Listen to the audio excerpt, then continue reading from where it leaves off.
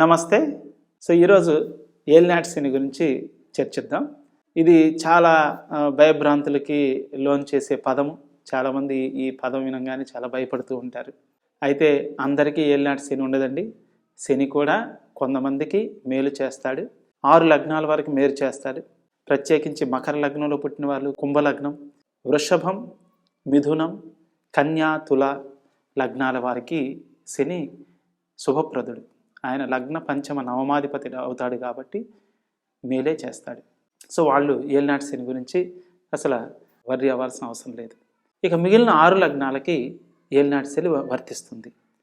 మేషలగ్నం, కటక లగ్నం, సింహలగ్నం, వృశ్చిక లగ్నం, ధనుర్లగ్నం, మీనలగ్నం వీటిలో పుట్టిన వారికి మాత్రమే ఏలినాటి శని వర్తిస్తుంది. ఫస్ట్ ఆఫ్ ఆల్ అది.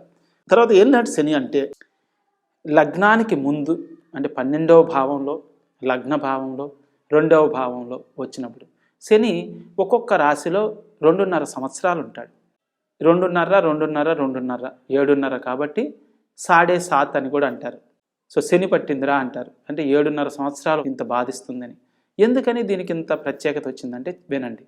మనకి 12వ భావంలోకి శని వచ్చినప్పుడు గోచార రీత్యా శని తిరుగుతూ ఉన్నప్పుడు మనం సపోజ్ మనకి ఏదైతే లగ్నం ఉందో ఆ లగ్నానికి ముందు స్థానము, ఆ స్థానము, తర్వాత స్థానము, ప్రత్యేకించి కేవలం 6 లగ్నాల వారికి మాత్రమే వర్తిస్తుంది. 12వ భావానికి వచ్చినప్పుడు ఆయన 6వ భావాన్ని చూస్తాడు. అలాగే మనకి 9వ భావాన్ని చూస్తాడు. ఇటు 2వ భావాన్ని చూస్తాడు. అంటే ఏంటి?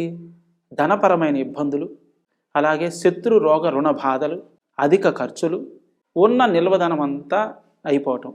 ధనానికి పూర్తిగా ఇబ్బంది పెట్టే సమయం ఈ 2.5 సంవత్సరాలు.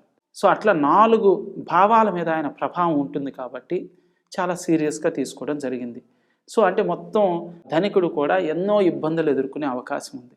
అందువలన ఆ 2.5 సంవత్సరాలు తర్వాత లగ్నంలోకి వచ్చినప్పుడు ఆరోగ్యాన్ని, వివాహాన్ని, ఆహార విహార నిద్రల్ని, ఉద్యోగము, కీర్తి గౌరవాలని, ధైర్యోత్సాహాలని వీటన్నిటినీ నాశనం చేస్తాడు.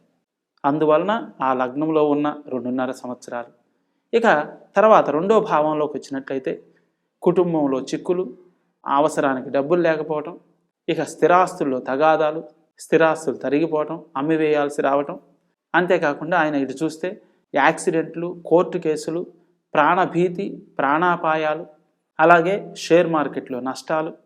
ఇట్లా పలు రకాల ఇబ్బందులు కలిగిస్తాడు.